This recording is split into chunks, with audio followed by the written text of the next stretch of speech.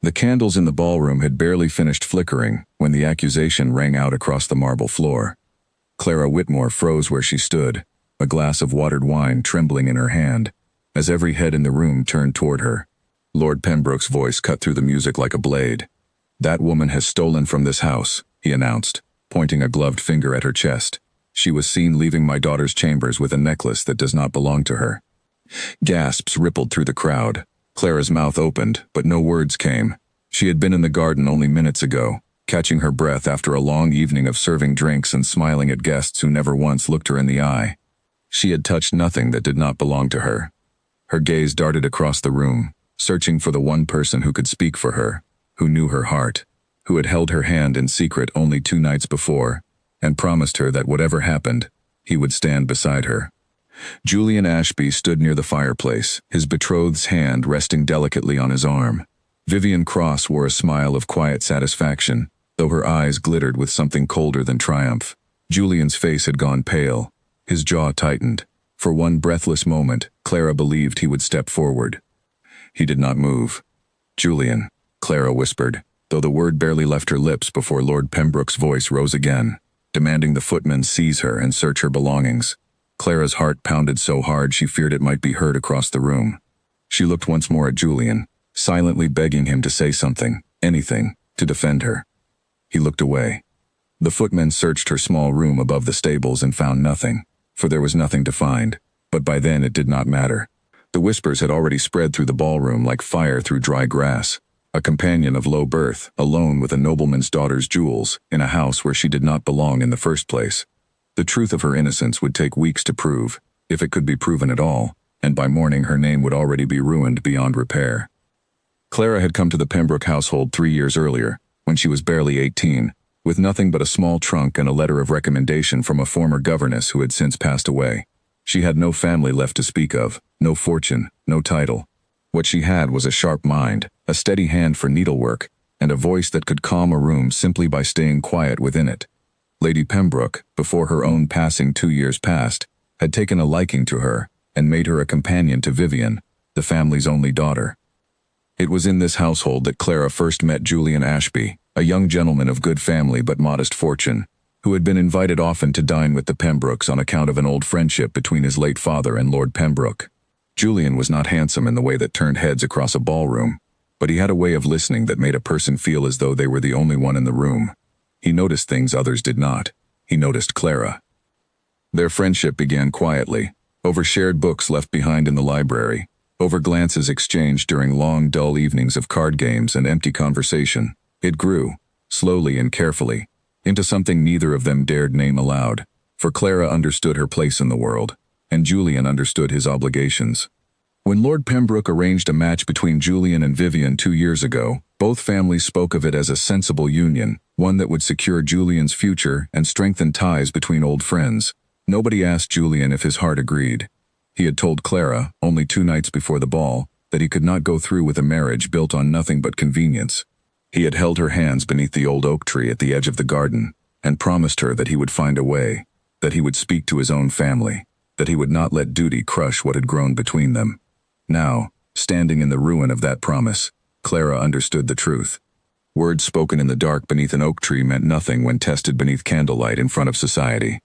Vivian Cross approached her slowly, the hem of her silk gown sweeping across the floor, and leaned close enough that only Clara could hear her words. "You should have known your place," Vivian said softly, almost gently, as though she pitied her. "Some things are not meant for girls like you." Clara wanted to ask what Vivian meant, wanted to demand proof of the theft that never happened, wanted to scream that she had done nothing wrong. But her throat had closed, and her eyes burned with tears she refused to let fall in front of these people. She would not give them the satisfaction. Lord Pembroke's steward arrived within the hour to inform her that her services were no longer required in this household, and that she was to be gone by first light. There would be no letter of reference, there would be no farewell. Clara packed her small trunk in the dark, her hands shaking, while the sound of music and laughter continued to drift up from the ballroom below, as though nothing at all had happened, as though a woman's entire life had not just been quietly destroyed for the sake of appearances. She paused at the window before leaving, looking down at the lit windows of the ballroom one final time. She caught a glimpse of Julian standing beside Vivian, his hand now resting over hers, his face carefully arranged into something that might, from a distance, pass for contentment. Clara felt something inside her chest crack, quiet and final, like a thread pulled too tight and finally snapping.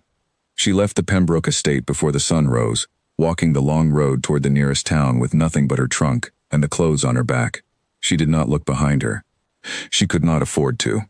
The road was long and cold, and the early morning mist clung to the fields on either side like a memory she was trying to outrun. Clara had little money saved, only a few coins tucked into the lining of her trunk, enough perhaps for a few nights' lodging if she was careful. She did not know where she was going. She only knew she could not stay. By midday she reached a small town she had passed through once before, years ago, on her journey to the Pembroke estate. She remembered a modest inn near the town square, run by a woman with kind eyes who had once given her a warm meal without asking for payment. Clara prayed the woman still lived there, still remembered her, still had room for a stranger with a ruined name and an empty purse. The inn was still standing, its sign creaking gently in the wind, though the paint had faded further with the years. Clara stepped inside, her legs aching from the long walk, and found the same woman behind the counter, older now, her hair streaked with gray, but her eyes just as kind as Clara remembered. "I know you," the woman said slowly, studying Clara's face. "You passed through here once, years back, heading to the Pembroke house, if I recall." "I did," Clara said, her voice barely above a whisper. "I am no longer welcome there." The woman's eyes softened with understanding, though she did not ask for details. She had likely seen enough young women pass through her doors carrying the same quiet devastation to know better than to press for a story that clearly still burned too fresh to speak aloud. "You can stay a few nights," the woman said, gesturing toward a small room at the back of the inn, "until you decide what comes next." Clara thanked her, though the words felt hollow in her mouth. She did not know what would come next. She only knew that the life she had built, however small and quiet it had been, was gone now, burned away in a single evening by a lie she had never been given the chance to disprove, and by the silence of a man who had once promised her everything and given her nothing when it mattered most. That night, lying in the narrow bed of the small inn room, Clara stared up at the cracked ceiling and allowed herself, finally, to weep. She wept for the home she had lost, for the reputation stolen from her without cause, for the love she had believed in, that had proven, in the end, to be built on nothing sturdier than sand.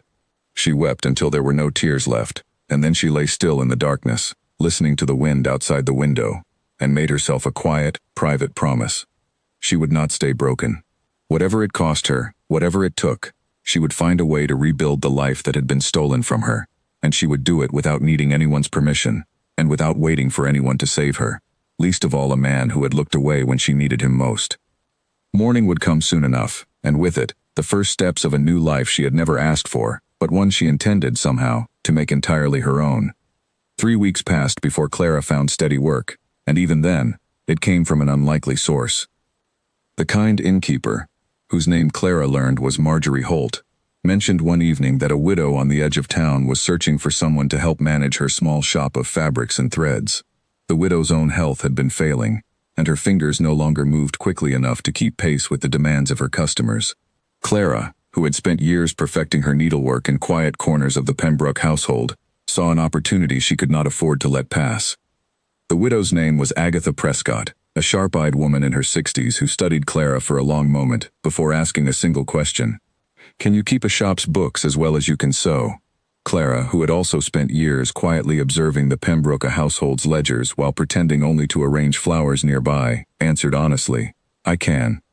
Agatha hired her on the spot, with little more than a nod and a warning that she did not tolerate laziness or excuses. Clara did not need to be told twice. She threw herself into the work with a fierce, quiet determination, rising before dawn to open the shop and staying long after dusk to balance the accounts. Within a month, she had reorganized the entire inventory system, tracked down 2 customers who had been quietly cheating the shop on credit, and increased the widow's modest profits by a measure that made Agatha's sharp eyes soften, just slightly, whenever she looked at her. It was hard work, and it was humble work, but it was hers. Nobody in this town knew her as the disgraced companion cast out of the Pembroke estate. Here, she was simply Clara, a capable young woman with clever hands and a quick mind, and for the first time in weeks, she allowed herself to breathe without the weight of shame pressing down on her chest. Still, the memory of that night never fully left her. She thought of Julian often, though she tried not to. She thought of the way his hand had rested over Vivian's, the way his eyes had refused to meet hers across the ballroom, and each time the memory surfaced, she pushed it down further, burying it beneath the steady rhythm of work and survival. Word from the Pembroke estate reached the town slowly, carried by traveling merchants, and the occasional letter passed between servants who had once worked alongside Clara. She learned, in fragments, that Lord Pembroke had pressed forward with the wedding plans between Julian and Vivian, eager to see the match secured before any further scandal could touch his household.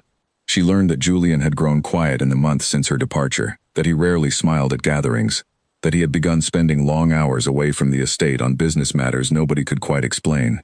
She told herself she did not care. Most days she nearly believed it. Agatha Prescott, sharp as she was with numbers, proved equally sharp when it came to reading people, and it did not take her long to notice the shadow that crossed Clara's face whenever a certain topic arose in conversation. "You carry something heavy," Agatha said one evening, as the two of them closed the shop for the night. "I won't pry, but I'll say this. Whatever happened to you, wherever you came from, you have more sense in your little finger than most fine ladies have in their whole bodies. Don't let anyone convince you otherwise." Clara managed a small smile, the first genuine one she had allowed herself in weeks. "Thank you," she said quietly. "I needed to hear that." "Everyone needs to hear it now and then," Agatha replied, locking the shop door behind them. "Doesn't make it any less true."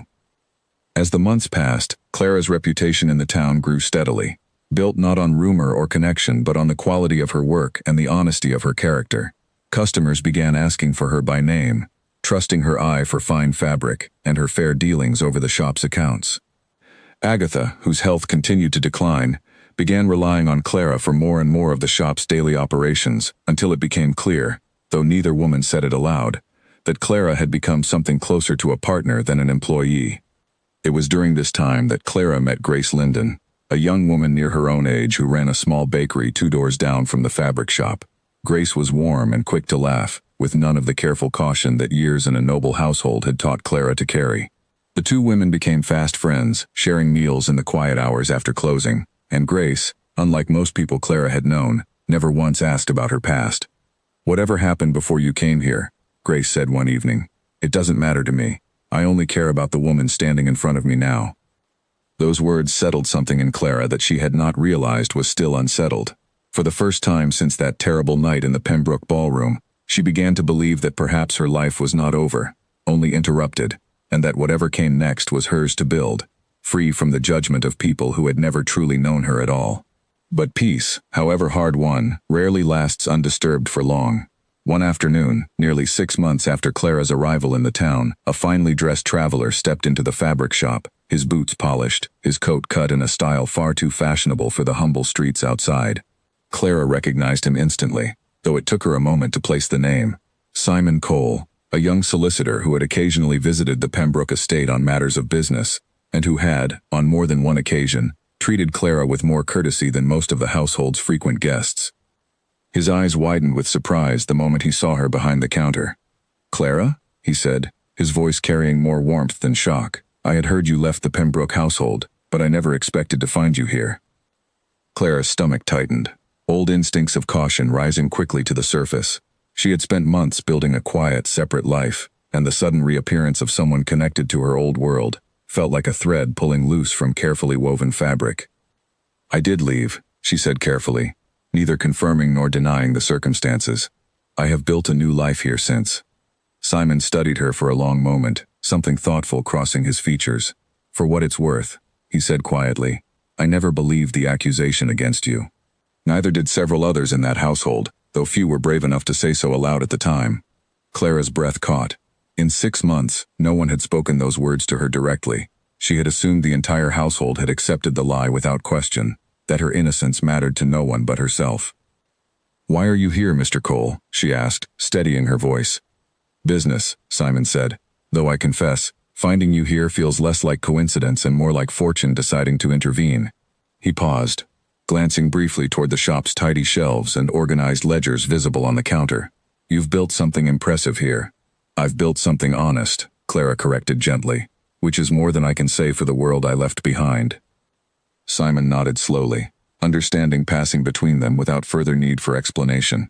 Before he left the shop that day, he made a quiet promise that would, though Clara did not yet know it, set into motion events neither of them could fully predict. "If the truth ever comes fully to light," he said, "know that there are those willing to help it along."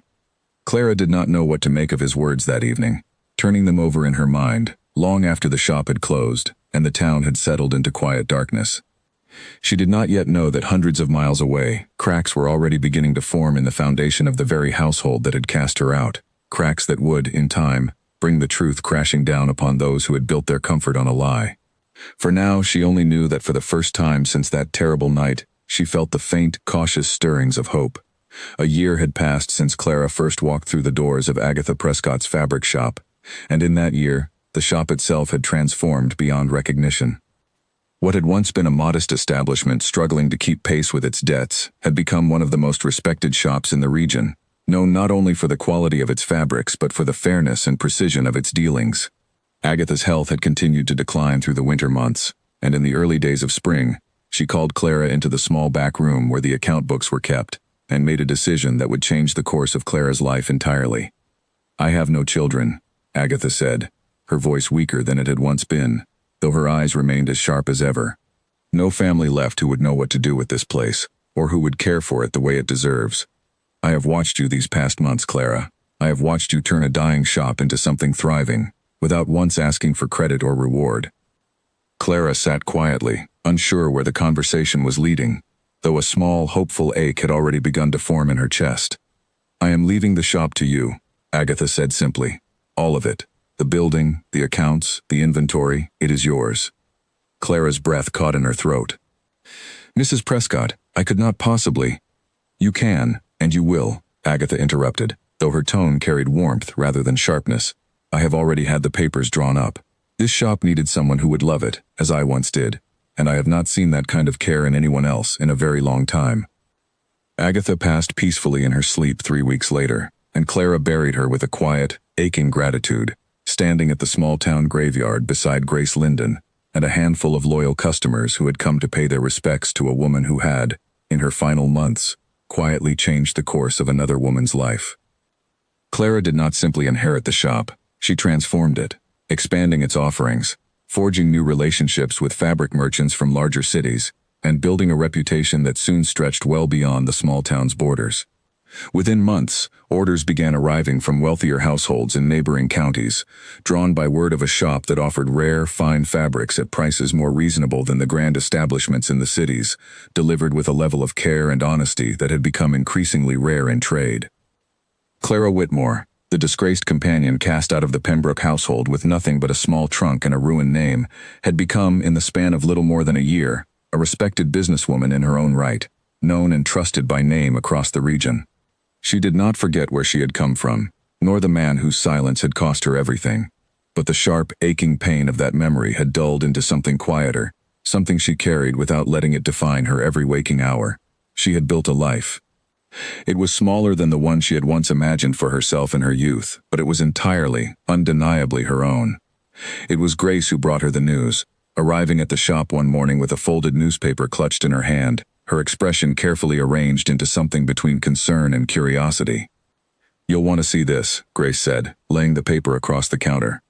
Clara's eyes scanned the page until they landed on a small announcement tucked among the society notices.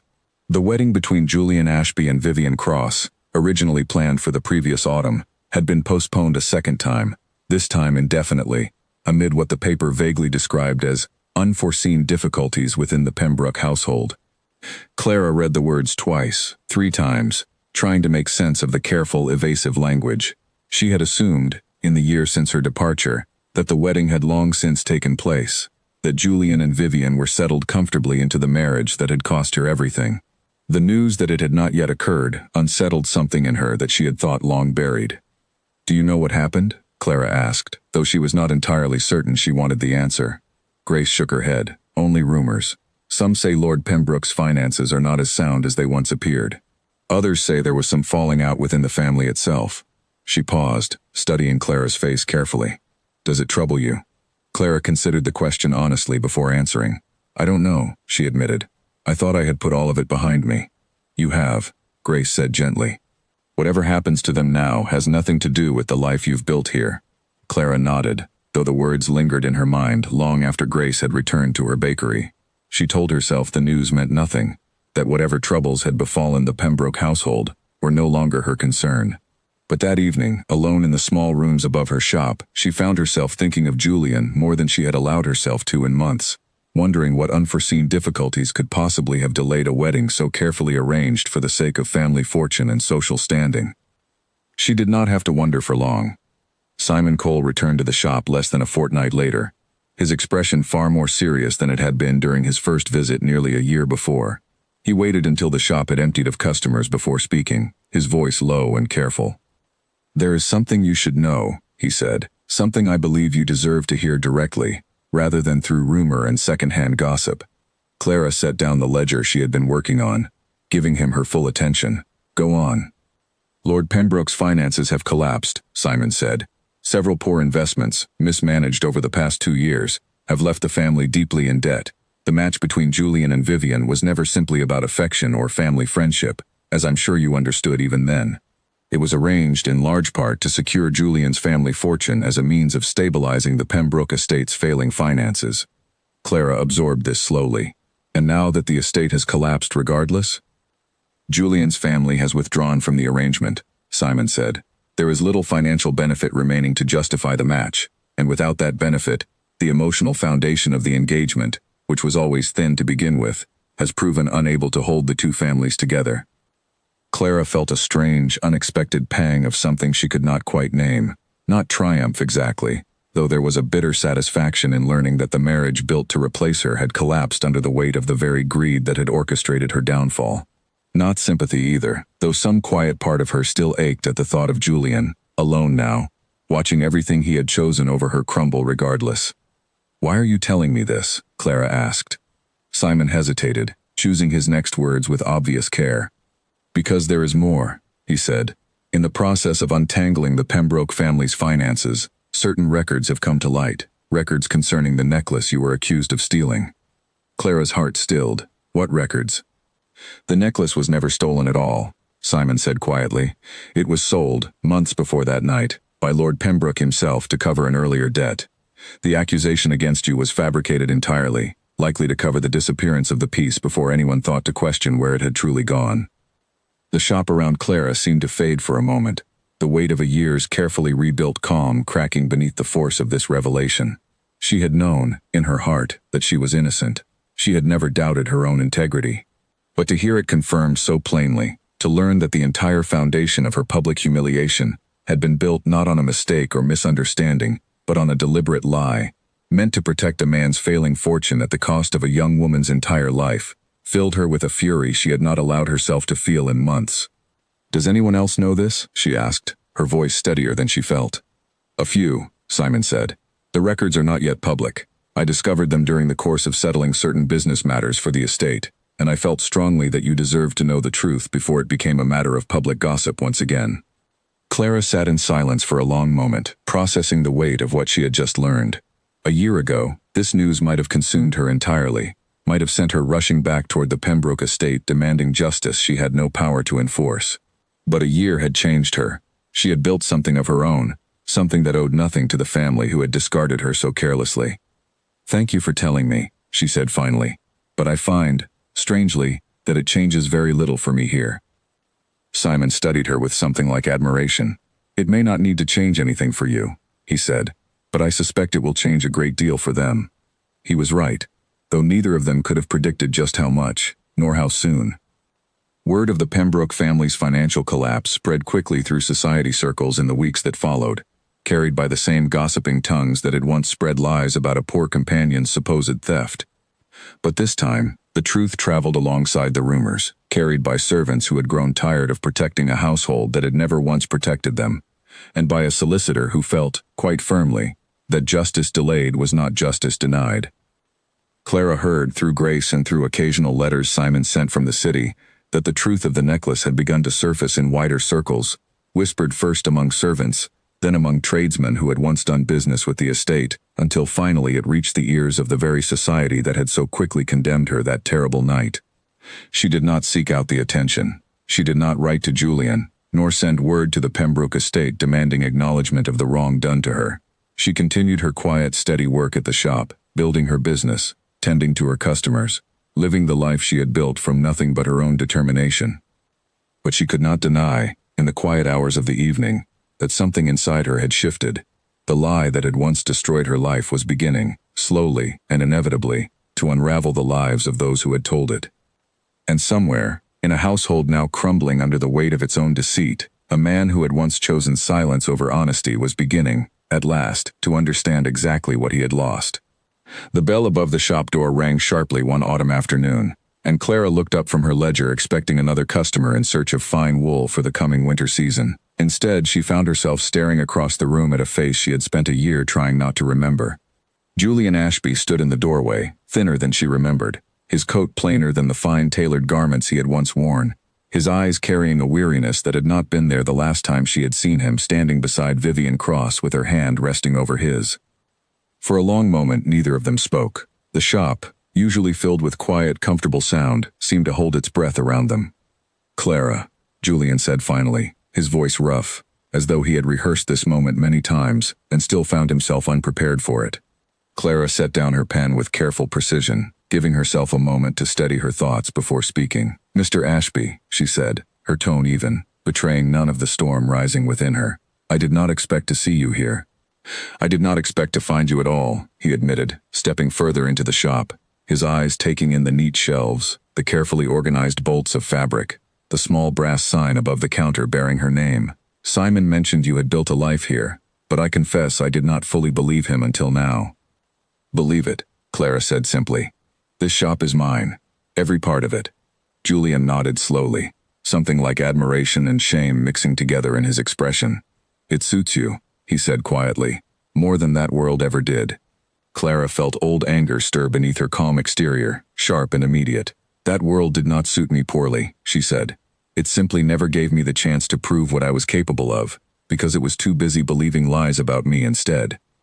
Julian flinched at that, and Clara did not soften her words to spare him. She had spent a year rebuilding herself from nothing, and she owed him no gentleness now, not after the silence that had cost her everything. "I know the truth came out," she continued. "About the necklace, about your family's finances, about the entire arrangement between you and Vivian being built on nothing more than money that no longer exists." "Then you know I am no longer engaged to her," Julian said. "I know the engagement collapsed because there was no longer a fortune worth protecting," Clara corrected sharply, "not because anyone suddenly discovered a conscience." The words landed with visible force, and Julian's shoulders sank beneath their weight. "You're right to be angry," he said quietly. "I have thought of little else these past months but the way I failed you that night. I told myself for a long time that I had no choice, that speaking up would have ruined my family entirely, that silence was the only path available to me. But that was a lie I told myself to make my own cowardice easier to live with." Clara studied him carefully, searching his face for the practiced charm that had once won her heart, and finding instead something rawer, something that looked closer to genuine regret than she had expected. "Why are you here, Julian?" she asked, echoing the same question she had once asked Simon Cole in this very shop. "Because I owe you an apology I should have given you a year ago," he said, "and because I have not been able to stop thinking about you, not for a single day since you left." Clara's chest tightened, old feelings rising unbidden despite her every attempt to keep them buried. She had spent a year convincing herself that whatever had existed between them had been foolish, naive, built on the false promises of a man too weak to honor them when it mattered most. Yet standing here now, hearing the raw honesty in his voice, she found the old ache returning regardless. "An apology does not undo what happened," she said, though her voice had lost some of its earlier sharpness. "It does not give me back the year I spent rebuilding a life that should never have needed rebuilding in the first place." "I know," Julian said. "I am not asking you to forget what happened, nor to forgive me simply because I have finally found the courage to say the words I should have said that night. I only wanted you to know the truth, that my silence was never because I stopped caring for you. It was because I was afraid, and my fear cost you everything, while it cost me nothing but a comfortable engagement I never truly wanted." Clara was quiet for a long moment, the weight of a year's worth of grief and anger and quiet longing settling heavily in the space between them. "You should go," she said finally, though the words carried less conviction than she intended. Julian nodded, accepting the dismissal without argument, though he paused at the door before leaving. "For what it's worth," he said, I am proud of what you have built here. Prouder than I have any right to be, given everything." He left the shop quietly, the bell above the door ringing softly behind him, and Clara stood alone amid her carefully organized shelves, her hands trembling slightly as she tried to process the weight of the encounter. Grace arrived shortly after, having watched Julian's departure from the window of her bakery across the street, and found Clara sitting quietly behind the counter, staring at nothing in particular. "Was that him?" Grace asked gently. Clara nodded, unable to trust her voice for a moment. "How do you feel?" Grace asked, settling into the chair across from her. "I don't know," Clara admitted honestly. "Angry. Sad. Something else I can't quite name." She paused, gathering her thoughts. "For a year, I told myself I had moved past him entirely. Seeing him again, hearing him admit what he should have admitted that night, it should have felt like justice. Instead, it only reminded me how much I lost, and how easily I could lose myself again if I let him back into my life without being certain of who he has truly become." Grace reached across the counter, squeezing Clara's hand gently. "Then don't rush the answer," she said. "You built this life without needing him. Whatever comes next, it should be your choice, made in your own time, not out of old feelings resurfacing simply because he finally found the courage to apologize." Clara appreciated the wisdom in Grace's words, though the following weeks proved harder than she expected. Julian did not disappear after that first visit. He returned periodically, always with some small, legitimate reason: a message from Simon regarding shop business, a genuine need for fabric for his own diminished household, though Clara suspected, correctly, that these visits were as much about seeing her as they were about any practical necessity. She did not turn him away entirely, though she kept careful distance in their conversations, unwilling to allow old wounds to heal too quickly without proper examination. Slowly, cautiously, she began to see glimpses of the man she had once loved, beneath the layers of guilt and regret he now carried. A man who listened carefully, who noticed the small details of her life and her work, who seemed genuinely humbled by the strength she had shown in rebuilding herself from nothing. But trust, once broken so completely, does not rebuild easily, and Clara found herself caught between the old affection that lingered despite everything, and a hard-won wisdom that reminded her, every time Julian's visits grew a little too comfortable, that this was the same man whose silence had once cost her everything she had.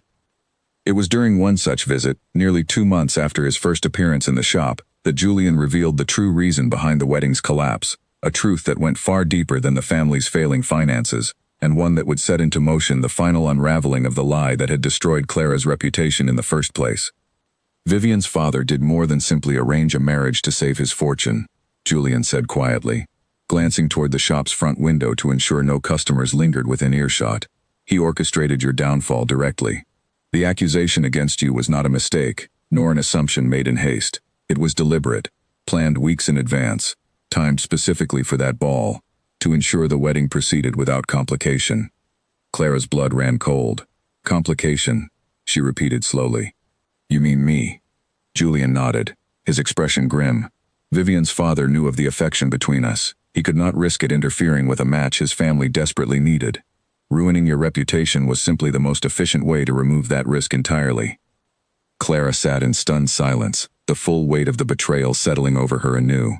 She had known the theft accusation was false. She had not known, until this moment, just how calculated and deliberate her destruction had truly been. "Does Vivian know?" Clara asked finally. "She does now," Julian said. "It is in part why the engagement finally collapsed entirely, beyond simply the matter of finances. She confronted her father directly once the truth began surfacing, and the household has been in chaos ever since." Clara absorbed this slowly, feeling something shift within her, a resolve hardening beneath the raw hurt of the revelation. She had spent a year quietly rebuilding her life, content to let the truth surface on its own terms, without her direct involvement. But learning the full extent of the deliberate cruelty behind her downfall stirred something fiercer within her, a need not simply to move past what had happened, but to ensure the truth was spoken plainly, publicly, and undeniably, for everyone who had once so easily believed the lie. "I want it made public," she said finally, her voice steady with new determination. "All of it, not whispered through servants and solicitors, but stated plainly, where everyone who once condemned me can hear it clearly." Julian studied her for a long moment, something like respect passing across his features. "Then let me help you," he said. "It is the very least I owe you." Clara considered his offer carefully before nodding, a fragile alliance forming between them. built not on old affection alone, but on a shared determination to see justice finally done, however long overdue it had become. The plan Clara and Julian devised in the weeks that followed required patience, careful timing, and the cooperation of several people who had once stayed silent, out of fear of Lord Pembroke's influence, but who now, with his fortune collapsed and his reputation already crumbling, found the courage to speak the truth openly. Simon Cole proved invaluable, gathering the financial records that proved the necklace had been sold by Lord Pembroke himself months before Clara's accusation, alongside written statements from servants who had witnessed the family discussing the plan to remove Clara from the household before the wedding could proceed. Grace, though she had no direct connection to the events, offered her steady friendship and quiet encouragement throughout, reminding Clara often that whatever came next, she did not face it alone. Vivian Cross, surprisingly, became an unexpected ally in the unfolding truth. She arrived at Clara's shop one gray morning, alone and without the fine escort she had once always traveled with, her expression carrying none of the cold satisfaction Clara remembered from that terrible night at the ball. "I did not know," Vivian said quietly, standing awkwardly near the shop's entrance, as though uncertain of her welcome. "Not the full truth of it, not until recently. I believed, foolishly, that you had genuinely stolen something, that my father's accusation carried merit. I did not think to question it, because questioning it would have meant questioning everything my family had built our comfort upon." Clara studied her carefully, old resentment warring with a grudging recognition of the courage it must have taken Vivian to come here at all. "And now?" Clara asked. "Now I understand exactly what my father did," Vivian said, her voice tightening with barely restrained anger. "He destroyed an innocent woman's reputation to protect a marriage arrangement built on nothing but greed, and he did it without a single thought for what it cost you." She paused, meeting Clara's eyes directly. "I am sorry. It does not undo what happened, and I do not expect your forgiveness, but I wanted you to hear it directly from me." Clara felt something in her chest loosen slightly at the admission, not quite forgiveness, but perhaps the first step toward a peace she had not expected to find with the woman who had once stood so coldly beside her downfall. "Will you help us?" Clara asked. "Speak the truth publicly, alongside the evidence we've gathered?" Vivian hesitated only briefly before nodding. "Yes," she said firmly. "My father has already cost me my own reputation through his failing schemes. I would rather stand on the side of truth now than continue protecting a lie that never should have been told in the first place." With Vivian's cooperation secured, the final piece of the plan fell into place. Simon arranged for the evidence, the financial records, the servants' statements, and now Vivian's own written testimony, to be presented formally, before the very social circle that had once so quickly condemned Clara without question. A gathering was arranged, hosted by a respected family with no connection to the Pembroke estate, ostensibly a modest evening of conversation and refreshment, though those who had been quietly informed of its true purpose understood exactly what was about to unfold. Clara stood at the edge of the gathering room that evening, her heart pounding steadily beneath a composed exterior she had spent months learning to maintain. She wore a simple, well-made gown, nothing as fine as the silks Vivian had once worn, but elegant in its own quiet way, a reflection of the life she had built entirely on her own merit. Julian stood beside her, though he remained carefully in the background, understanding that this moment belonged to Clara alone. Lord Pembroke arrived later than most of the other guests, clearly unaware of the true nature of the evening's gathering, his expression carrying the same arrogant confidence Clara remembered from that terrible night over a year ago. That confidence faltered the moment his eyes landed on her standing across the room, very much alive, very much composed, and very much not the ruined, broken woman he had cast out with such careless cruelty. Simon stepped forward first, addressing the gathered guests with the calm, measured authority of a solicitor accustomed to presenting difficult truths.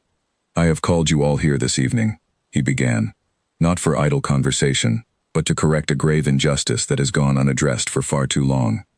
Murmurs rippled through the room as Simon laid out the evidence methodically, the financial records proving the necklace had never been stolen, the timeline proving Lord Pembroke had deliberately fabricated the accusation to remove Clara from his household before the wedding could proceed, and finally, Vivian's own written testimony, read aloud in the young woman's steady, unwavering voice, confirming every detail of her father's deliberate deception.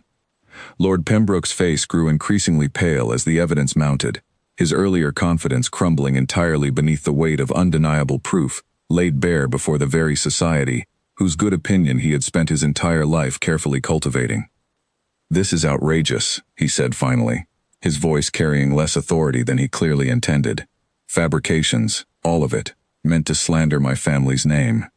The records speak for themselves, Simon said calmly, as does your own daughter's testimony. Lord Pembroke turned toward Vivian, his expression a mixture of betrayal and fury. You would side against your own family?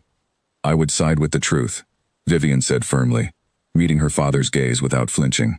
Which is more than you were willing to do when an innocent woman's entire life was destroyed to protect your own failing fortune. The room fell into stunned silence, broken only by the soft murmur of guests exchanging shocked glances, the full weight of the revelation settling over the gathering. Clara stepped forward finally, her voice steady and clear as she addressed the room directly. I stood in a room much like this one, over a year ago, and watched my entire life crumble because of a lie I was never given the chance to disprove, she said. I lost my home, my reputation, and nearly my will to continue. All because a man of standing decided my life mattered less than his own comfort. I did not come here tonight seeking revenge. I came here because the truth deserves to be heard, plainly and without excuse, by the very people who once condemned me without question. Her words landed with visible force across the room, and Clara watched as understanding, and in some cases genuine shame, crossed the faces of guests who had once so readily believed the worst of her, without a single moment's hesitation. Lord Pembroke, recognizing the complete collapse of his social standing unfolding before him, left the gathering shortly after, his reputation, already weakened by his family's financial ruin, now utterly destroyed beyond any hope of recovery. Within weeks, the family's remaining connections withdrew entirely, unwilling to associate themselves further with a name now synonymous with deliberate cruelty and deception. Clara did not feel triumphant, exactly, in the aftermath. She felt, instead, a quiet, settled sense of closure, the final release of a burden she had carried silently for over a year, replaced now by the steady knowledge that the truth, however delayed, had finally been spoken plainly and could no longer be denied. Julian found her later that evening, standing quietly near the edge of the now emptying gathering room, watching the last of the guests depart in hushed, urgent conversation about everything they had just witnessed. You did that, he said quietly, approaching her carefully. All of it. Your courage, standing up there and speaking the truth so plainly. We did it, Clara corrected gently. You, Simon, Vivian. I could not have managed it alone. Perhaps, Julian said, but it was your strength that made all of it possible in the first place.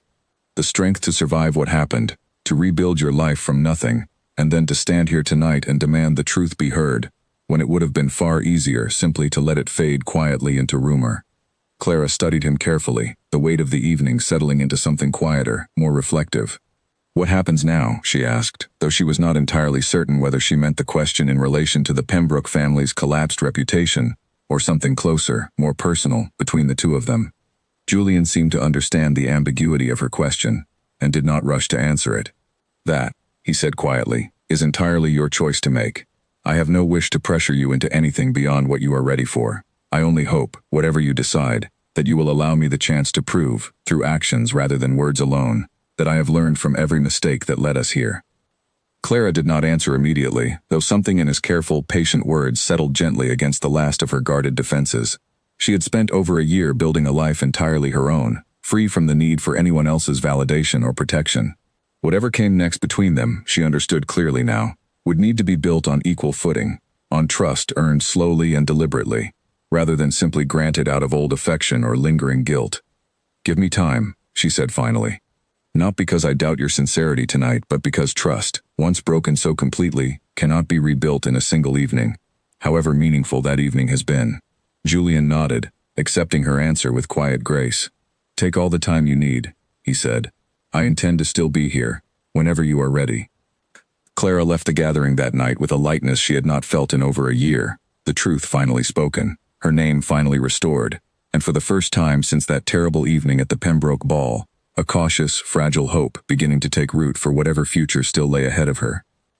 News of the gathering spread through the region faster than Clara could have anticipated, carried by guests eager to share what they had witnessed, and within weeks, her name had transformed entirely in the minds of the very society that had once so readily condemned her.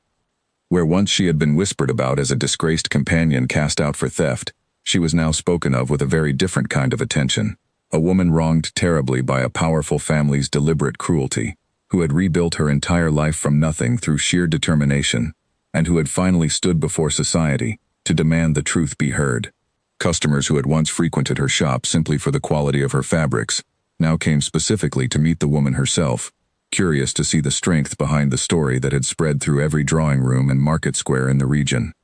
Clara found the sudden attention uncomfortable at first, uncertain how to navigate a version of public regard so different from the quiet, steady respect she had built through her work alone. But she adjusted, as she had adjusted to every other difficult turn in the past year, with the same calm, steady determination that had carried her through far darker days. The Pembroke estate, meanwhile, continued its steady collapse. Lord Pembroke's remaining business connections withdrew entirely in the wake of the scandal, unwilling to associate their own reputations with a man now widely known for his deliberate cruelty. Within months, the estate itself was sold to cover the family's mounting debts, and Lord Pembroke retreated from society entirely, his once proud name now spoken only in connection with the injustice he had inflicted upon an innocent young woman. Vivian Cross, freed finally from her father's influence and the collapsed engagement that had once defined her future, chose an unexpected path of her own.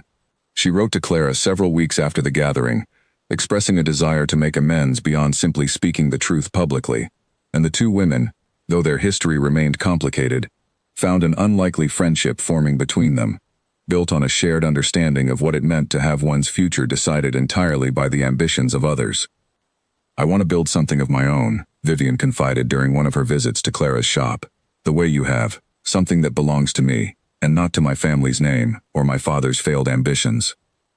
Clara, who understood better than most the particular freedom found in building a life from nothing, offered what guidance and encouragement she could, and within the year, Vivian had established her own small enterprise in a neighboring town, a modest venture, though one built entirely on her own determination rather than inherited privilege.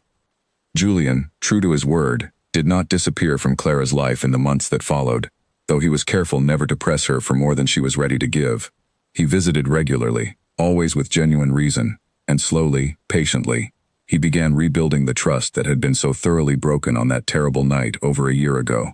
He took on honest work of his own, distancing himself from the fortune-driven arrangements that had once defined his family's expectations, and built, alongside Clara, a growing understanding that whatever future they might share would need to be built on equal footing, free from the imbalance of power that had once left her voiceless and afraid.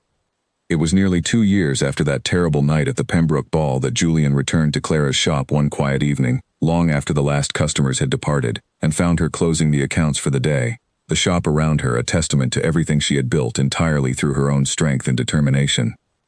"I am not here to ask for anything beyond what you are willing to give," Julian said carefully, standing near the counter where he had once, 2 years earlier, offered his first tentative apology. "I only wanted you to know that whatever you decide, about us, about the future, I will respect it entirely. But I love you, Clara. I have loved you since long before that terrible night, and I will continue loving you regardless of what you choose." Clara studied him carefully, weighing 2 years of steady, patient effort against the sharp, aching memory of the silence that had once cost her everything. She had built an entire life without needing him, a life she was fiercely proud of, built on nothing but her own resilience and determination. But she had also watched him, patiently and consistently, rebuild himself into a man worthy of the trust he had once so carelessly broken. "I forgive you," she said finally, the words settling gently into the quiet space between them. "Not because I have forgotten what happened, but because I have watched you become someone genuinely different from the man who once stayed silent while I lost everything." Julian's breath caught, relief and hope mixing plainly across his features. "And us?" he asked carefully. Clara allowed herself, finally, a genuine smile. "I think," she said, "we might build something new together, slowly, and on my own terms this time." The following spring, Clara and Julian were married in a quiet ceremony attended by close friends rather than society's fashionable elite, Grace standing proudly beside Clara, Simon, and even Vivian among the small gathering of guests who had witnessed both the darkest and the finest moments of Clara's remarkable journey. There was no grand ballroom, no glittering display of wealth and status. There was only genuine joy, hard-won and deeply cherished, built upon a foundation far sturdier than the one that had once collapsed so completely on that terrible night 2 years before. Clara Whitmore, once cast out with nothing but a small trunk and a ruined name, had become a woman of genuine standing in her own right, not through inherited privilege or fortunate circumstance, but through sheer determination and an unshakable belief in her own worth. even when the world around her had tried, so thoroughly, to convince her otherwise. 5 years passed, and the small fabric shop that had once been Agatha Prescott's quiet, struggling establishment had grown into one of the most respected trading houses in the entire region, its reach extending now across several counties, its reputation for honest dealing and fine craftsmanship, known even in the distant cities where Clara had once believed such recognition impossible for a woman of her modest beginnings. Clara stood in the doorway of the shop's newest expansion one bright autumn morning, watching as workers carried in the final shipment of rare silk from a trading partner she had cultivated over years of careful, patient relationship building. Beside her stood a young girl of perhaps 4 years, her dark curls bouncing as she tugged eagerly at her mother's sleeve, eyes wide with wonder at the colorful bolts of fabric surrounding them. "Mama, can I help?" the girl asked, and Clara laughed softly, crouching down to meet her daughter's eager gaze. "When you're a little older," Clara said gently, "for now, you can watch and learn."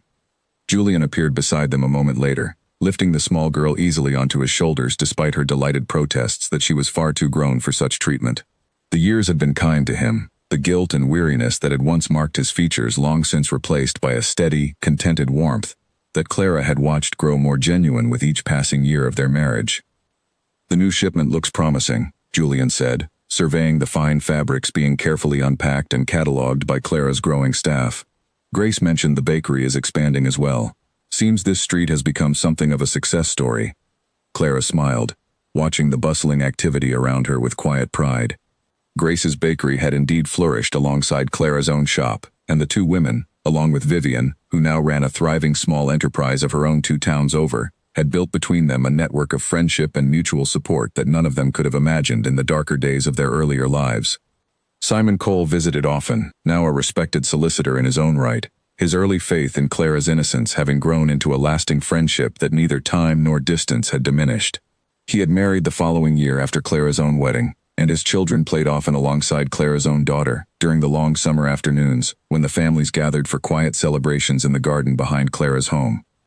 The Pembroke name had long since faded from society's memory, its final chapter written not in scandal or gossip, but in the quiet, unremarkable manner of a family whose influence simply ceased to matter once its foundation of deceit had been fully exposed.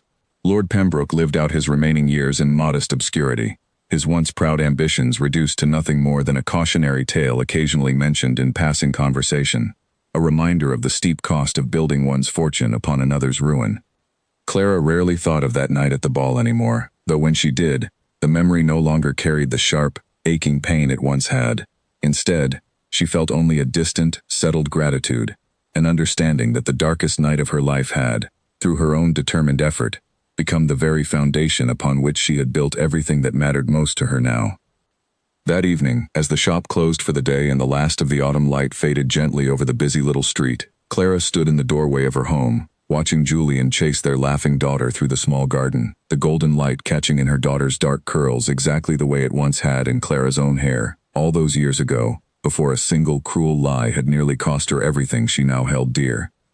She thought, not for the first time, of the frightened young woman who had once walked alone down a cold, misty road, uncertain of what the future held, carrying nothing but a small trunk and an unshakable determination to survive. That young woman could not have imagined, in her darkest hour, the life that awaited her, the shop built entirely through her own hands, the daughter now laughing freely in the garden before her, the husband who had learned, through years of patient, genuine effort, to become the man she had once believed him capable of being. Clara Whitmore had lost everything on a single terrible night, but in the years that followed, she had built something far sturdier and more precious than anything she had lost, a life built entirely on her own strength, her own resilience, and her own unwavering belief that no lie, however powerful, could permanently define the worth of a woman determined to prove otherwise. As the sun set gently over the small, thriving street that had become her home, Clara smiled, calling her family in for supper, grateful, finally and completely, for the remarkable life she had built from the very ashes of her greatest heartbreak.